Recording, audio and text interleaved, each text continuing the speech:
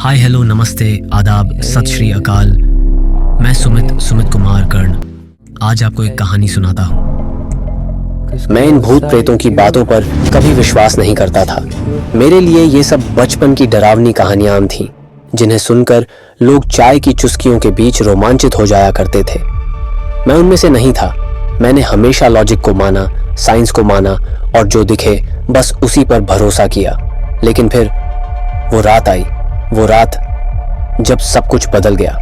रात के 1 बज चुके थे।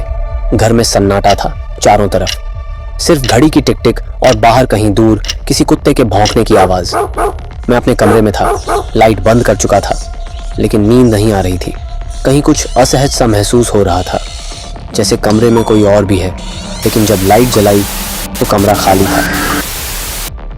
फिर मेरी नजर पड़ी उस कुर्सी पर, कोने में पड़ी, पुरानी, धूल जमी हुई। वो कुर्सी बरसों से वहीं रखी थी। कभी दादा बैठा करते थे उस पर, फिर वो बस एक चीज बनकर रह गई। लेकिन उस रात वो चीज जिंदा लग रही थी। कुर्सी खुद ब खुद हिल रही थी, धीरे से आगे पीछे, जैसे कोई बैठा हो उस पर और झूला ले रहा हो। लेकिन वहां कोई नहीं था। कम से कम मेरी आंखों को तो कुछ नहीं दिखा। मैंने रुक कर सांस ली, लेकिन तभी मेरे कानों में कुछ फुसफुसाया। एक आवाज, बेहद धीमी और बेहद ठंडी, जैसे कोई मेरा नाम ले रहा हो, एकदम कान के पास से। मैं जड़ हो गया।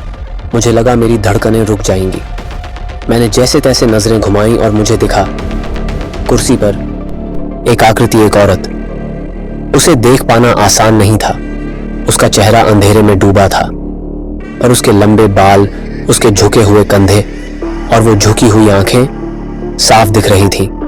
वो मुझे घूर रही थी, जैसे मैं उसी का इंतजार कर रहा था बरसों से। मैं हिम्मत करके उठा, लेकिन मेरे कदम जमीन से चिपक गए थे।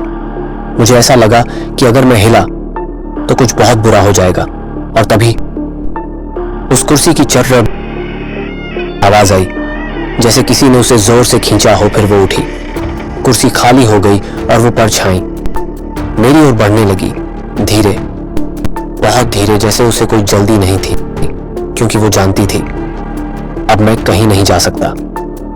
मेरे शरीर ने मेरा साथ छोड़ दिया। आंखें खुली थीं, लेकिन बोल नहीं पा रहा था। और तभी वो सामने आ गई।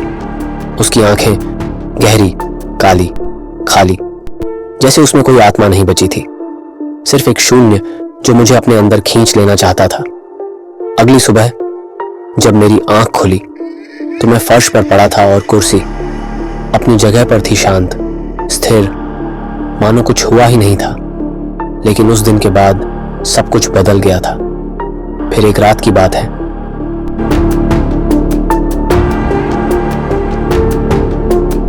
कुर्सी एक साया। ये सिर्फ एक कहानी नहीं, ये एक चेतावनी है, क्योंकि कुछ चीजें जो दिखती नहीं वो असल में सबसे ज्यादा जिंदा होती हैं। क्या आप तैयार हैं उस कुर्सी के सामने खड़े होने के लिए? क्या आप तैयार हैं उस साए को देखने के लिए? फिर मत कहना कि हमने चेताया नहीं था। कुर्सी एक साया, एक डर जो आपके साथ हमेशा रहेगा।